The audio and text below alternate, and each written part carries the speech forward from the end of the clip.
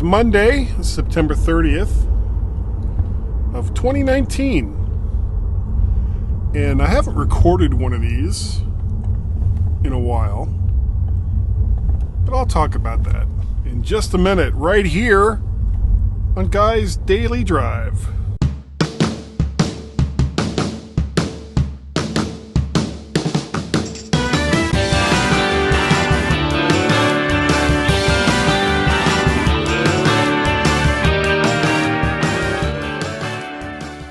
All right, so here's the thing. It has been very, very busy, both at work and at home. There just hasn't been a whole lot of time to get some of these out. And I actually have, at the time I'm recording this, I think 2 other Guys Daily Drives that I haven't edited yet. And by edit, I mean it takes me like 10 minutes at best to edit a Guy's Daily Drive. Because, I mean, really, all I have to do is chop out the part just before I say, it's the date, and here on Guy's Daily Drive. And then cut out the end where I'm fumbling for the off button in Filmic's video recorder here on my iPod Touch. And then in between, I put in some crossfades and fade in and fade out at the beginning and the end, and of course the Guy's Daily Drive title, and then just export it. And then as far as editing goes, at that point I'm done. And then of course I have to upload it to Facebook and convert it over to just a pure audio thing so that I can put it in the Guy's Daily Drive feed. And so this little 10 to 20 minute thing that I do here in the car can take a little bit of time to finish up, to get everything set the way it needs to be and to put all the pieces where they need to go. But it's, like I said, I have 2 recorded that I haven't edited yet. And that is a bad thing. I need to be better. And I keep saying this. And then I don't get better.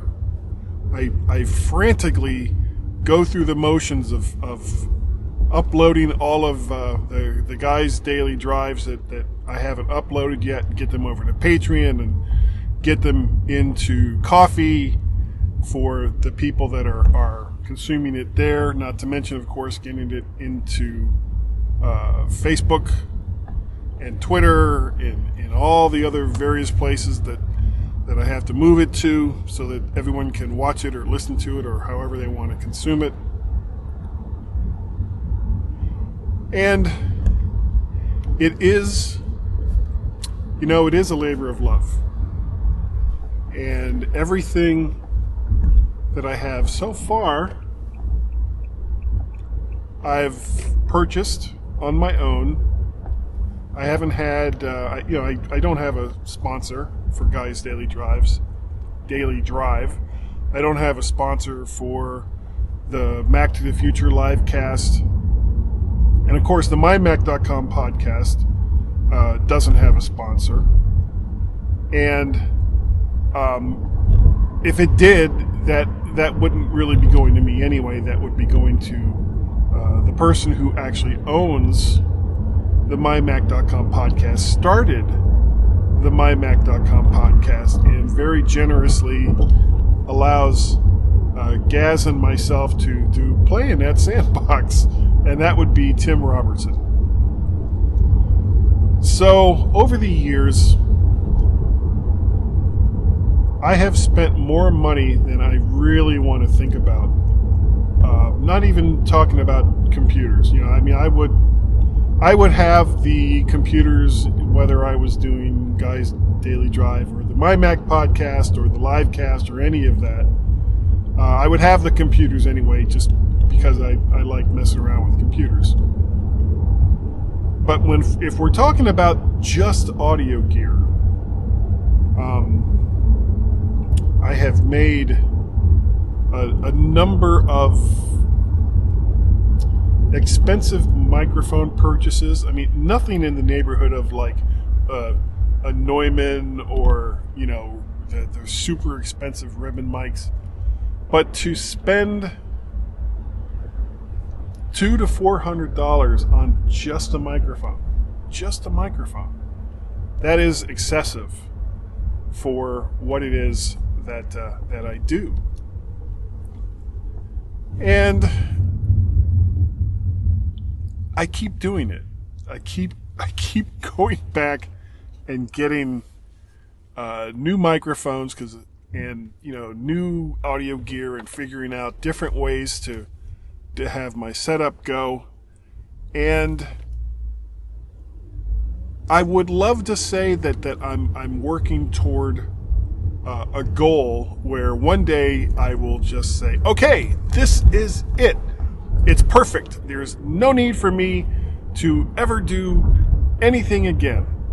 And I don't think that day is going to come anytime soon, because I keep screwing with stuff. But it's fun, and it keeps me off the streets, which everyone should be delighted about. So, when it comes to Guy's Daily Drive, however, I don't spend a lot of money because I'm here in a car. And the last purchase that I made for Guy's Daily Drive, I got it was a cheap action camera from Kawawu or something like that. I don't even know. I don't think I can pronounce the name. And for what it is, it's fine.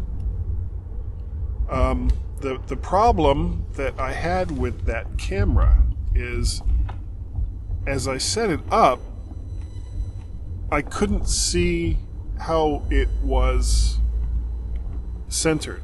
So, like here with the iPod Touch, I can use the front-facing camera and look directly into the screen and see that my head is directly centered on screen, and I can make small adjustments and do some other cool things that have more to do with Filmic Pro, the software that I use to record Guy's Daily Drive, than anything else. But it works. And I bought the Action Cam kind of thinking that I was going to set up a secondary camera, on the thought of possibly sometimes bringing in another person, like the comedians in Cars that Seinfeld does, or there's a couple of guys out there that do these interview shows in their car, and they have like all these different camera angles, and it just looks so cool. But I don't think that's going to happen anytime soon. If Carl Madden or Gaz ever come back over to the States, I could see doing a long car ride, like going to Macstock, going to Chicago in a car, not necessarily this car, but a car, and recording stuff while we're going with multiple cameras, and it would be fun. But typically, I think this is the way that Guy's Daily Drive is going to be. I'm going to have the iPod Touch, and I'm going to have the Samsung Go mic that you can't see, but it's right up here. Because that's kind of what has worked the best. I've tried different lavalier mics, and none of them have been all that great. The iPod Touch has a 3.5 millimeter jack that I can plug a microphone into, and so I was trying different lav mics, And none of them just really seem to be that great. The Samson Go seems to work the best of everything that I've tried so far. So I think that's what I'm going to stick with, at least for now, unless something better comes along. But I'm trying to not spend a lot of money on this setup, because it's, as much as I love doing Guy's Daily Drive, it is not my main gig. As you can tell from the infrequency in which episodes are released, it's not really on a set schedule. And in order to gain an audience, that's really the best way to do it. Have a set schedule. Say, okay, I'm going to record a Guy's Daily Drive on this day, and it's going to be released on this other day. And, that's building up that consistency is how you build your audience. Your audience gets used to having a certain amount of output and on particular days. It makes it easier for them to schedule their time to watch and or listen to the content that you're creating. And that's why, we do the MyMac show on the weekends, and it's typically released on a Sunday or a Monday. The Mac to the Future livecast we do on Wednesday nights at 8 p.m. Eastern Standard Time. Everybody that watches knows that that's when it's supposed to come on. And we didn't do one last week because I was sick, still not feeling great. And people were asking, are you guys doing a Mac to the Future livecast tonight? People get used to being there when it comes out. And when it doesn't come out, you disappoint your audience, and you disappoint your audience enough times, and they don't come back. So don't, try not to disappoint your audience beyond, of course, whether or not your content is any good. So, I am looking at possibly for the live cast and for the MyMac Podcast, replacing the Heil PR40 microphones with, and that's a dynamic microphone, which is my preference, with one of two different microphones. I'm thinking either an Electro Voice RE320, which is kind of a beast of a microphone. It's really big, but it's relatively flat, whereas the Heil PR40 has a big boost in the upper frequencies. And I think part of the reason I was having so much trouble was I was fighting that. So if I get a microphone that's relatively flat, if I EQ it, I can kind of tone it into the way I want it to sound and not fight the boost in the upper frequencies. So the two microphones I'm looking at, as I said, is the Electro Voice RE320, which is about a $300 microphone. That's not a cheap microphone. The other one that I'm looking at is much less expensive. It's the Rode Pod Mic, which is a relatively new microphone. And the thing that these two microphones have in common is a relatively flat frequency response across the entire spectrum that it records through. And I think that's what I want. The Rode Pod Mic is about $100, whereas the RE320 is about $300. So I'm not sure. I'm not exactly sure which way I'm going to go, but instead of just blindly going, I'll just get both microphones. There's a Guitar Center that's relatively close to me, and I think what I'll do is go in there and request some time in one of their booths to try out these two microphones with similar equipment to what I have at home.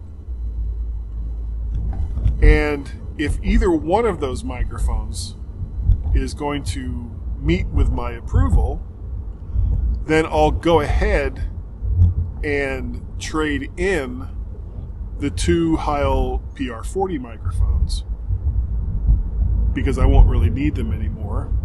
And I didn't really have a need for a second Heil PR40 microphone anyway, but I saw it on eBay and it was too good of a price to pass up, which is my own stupid fault.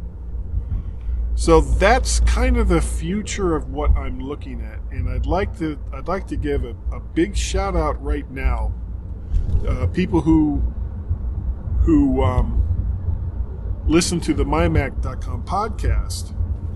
Well, I recently got a very, very generous donation from a longtime listener and commenter. Actually, he's one of our most consistent commenters on the podcast.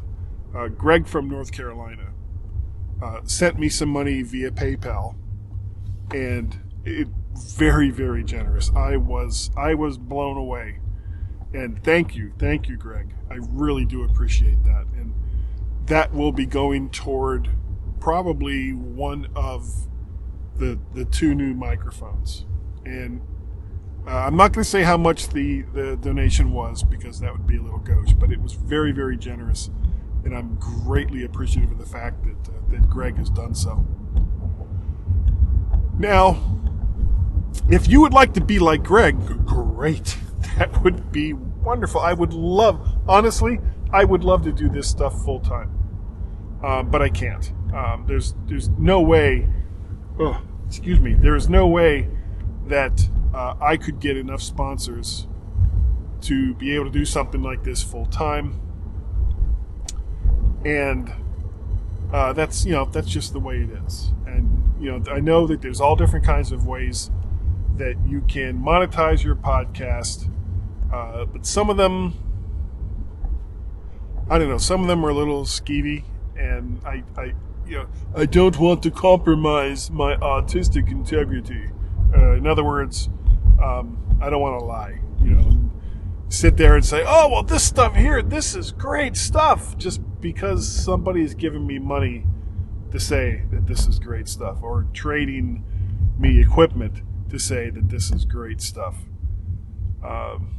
Not going to do that. So chances are I will never be able to do this full time, and that's okay. That's all right. This is as I said, this is a labor of love, and it's something I really, really enjoy doing.